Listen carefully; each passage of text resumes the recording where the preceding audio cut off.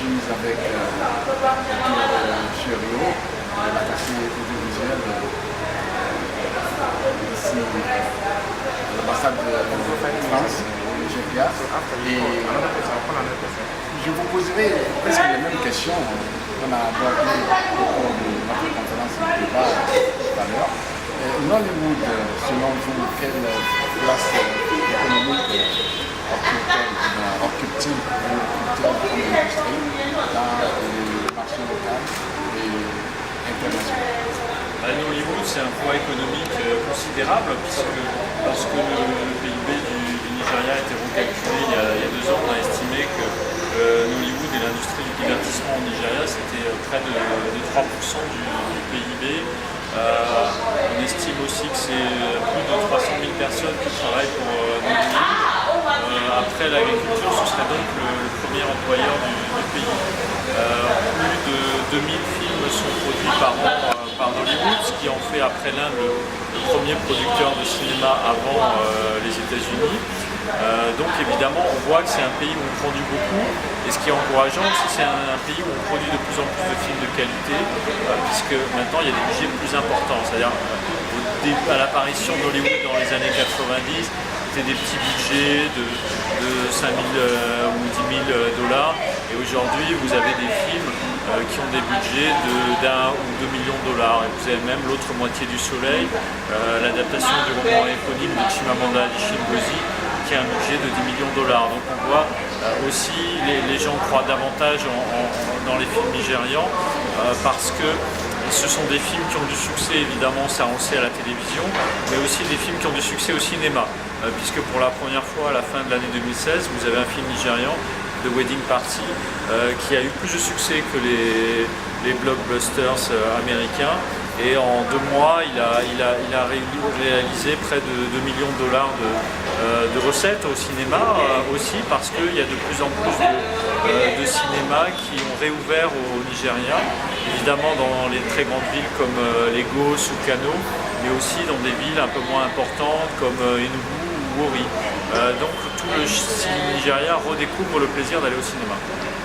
Ok, en général, quelle serait votre impression générale de tout ce que nous avons abordé comme question, comme sujet, comme discussion, débat? Je remarque que c'est un sujet qui passionne tout le monde.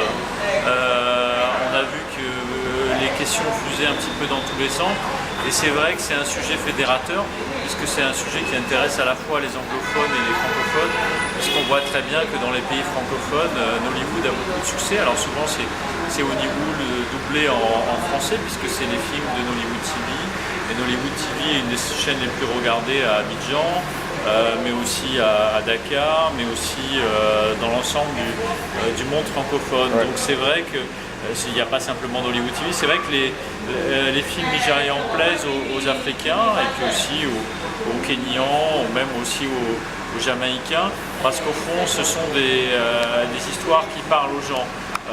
D'une certaine façon, à un moment, les gens n'avaient eu marre de voir des films américains ou de voir des séries latino-américaines, parce que ça leur parlait moins. Là, ils se reconnaissent dans un certain nombre de personnages, à la fois culturellement, et puis aussi dans les histoires qui peuvent arriver aux principaux protagonistes. J'avais aussi posé une question de savoir quel est l'intérêt de faire des productions cinéma en français dans un pays anglophone, et s'il y a une demande locale ou où est-il plutôt pour l'exportation? On voit très bien que c'est beaucoup de réalisateurs nigérians sont séduits par l'idée de réaliser une partie du film en français. Il y a de plus en plus de tournages dans les pays de films nigérians dans les pays francophones ou à Paris, parce que évidemment ça permet de raconter des histoires un petit peu différentes de celles qui sont proprement nigérianes, et puis aussi ça permet de séduire aussi davantage ce public, puisque c'est sûr que l'impact de Nollywood sera encore plus grand si vous avez des acteurs francophones dans les films de Nollywood. On a vu que dans l'avant-dernier film de Kunle Afolayan, le CEO, vous aviez par exemple Angélique Kidjo, la chanteuse béninoise, qui joue un rôle important à la fois en anglais et en français. c'était un clin d'œil au monde francophone. Et il y a aussi des scènes du film qui sont tournées à Paris. Donc c'est sûr que c'est une façon de dire, vous voyez, vous n'êtes pas simplement des spectateurs passifs, mais on s'intéresse à ce qui se passe chez vous et on essaie de créer des ponts entre le monde francophone et le monde anglophone. Bon, donc ça répond carrément que la perception des productions de Nollywood par les francophones est positive. Oui, tout à fait.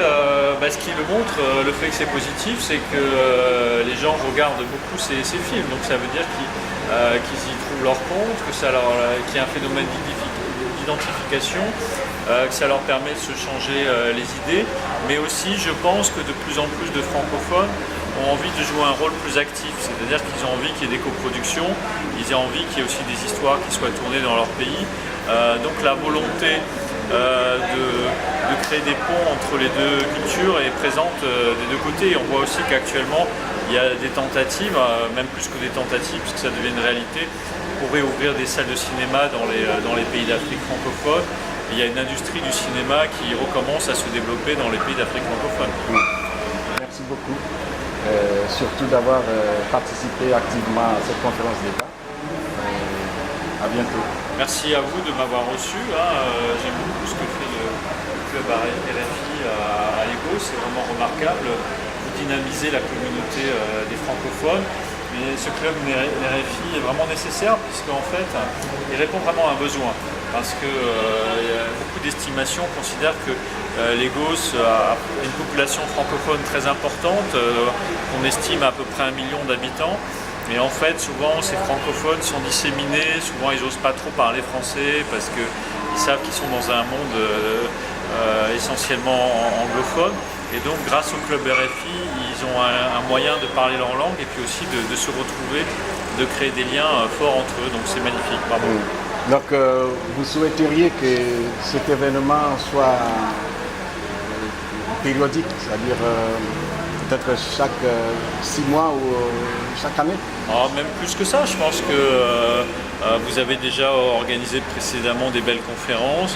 À mon avis, c'est bien d'avoir un rendez-vous au moins mensuel pour permettre à tout le monde de se retrouver, pour échanger autour de questions telles que Nollywood ou la francophonie, mais aussi pour partager de la nourriture, partager des impressions, de la nourriture intellectuelle et de la nourriture au sens propre du thème, parce que ça fait partie du partage et ça fait partie de ce qui crée des liens. Et c'est vrai que l'Alliance française de Lagos, c'est un beau lieu pour créer des liens plus forts. Merci. Merci à vous.